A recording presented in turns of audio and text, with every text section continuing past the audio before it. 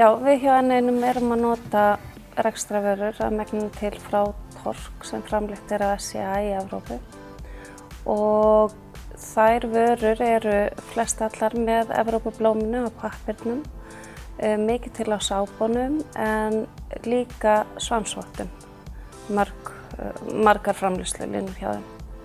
Við erum að nota það hérna í eldhúsinu hjá okkur á salernunum, bæði hér á höfuðstöðunum og líka úti á þjónustustöðunum hjá okkur, verkstæðunum okkar og í verslunum líka. Hér erum við komin á yfirráðasvæði Hreint á Dalveginum. Þeir eru með ræstinguna hjá okkur og ræsta á dagtíma. Hreint sér líka ræstingar á sumum stöðum hjá okkur og líka fer svolítið eftir landsvæðum hver er og þau eru náttúrulega bæði svansvottu fyrirtæki.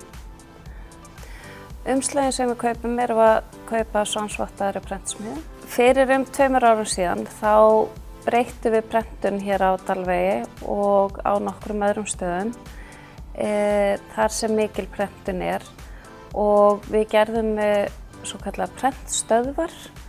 Á þessu tímabili höfum við sparað sem samsvarar 1 kassa eða 500 blöðum per starfsmann í útprentun.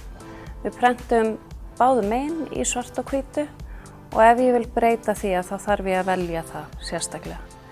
Pappírinn sem við notum er Evrópublómsvottaður. Á flestu starfsstöðvum N1 flokkum við í pappír, plast, lífrænt og svo almennt sorp. En á mörgum stöðum erum við líka með spilliefnaflokkun þar sem það þarf, hjólbarða og málma af ýmsum toga.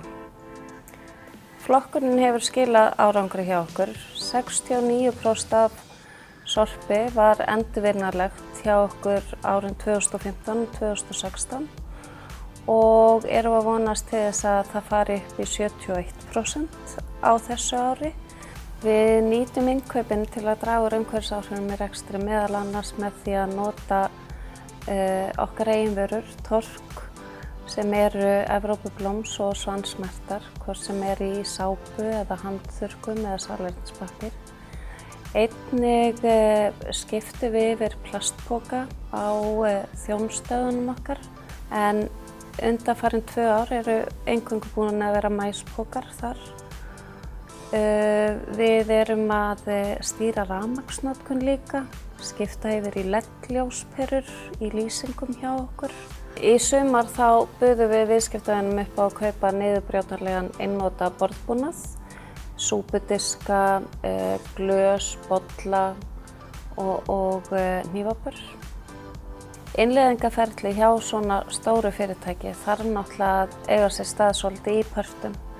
Þannig að við höfum verið að einblína svolítið á þessa stærstu þætti og förum svo í framhaldi að fikra okkur niður. Tækifærin eru mjög mörg en áskoranirnar eru líka margar.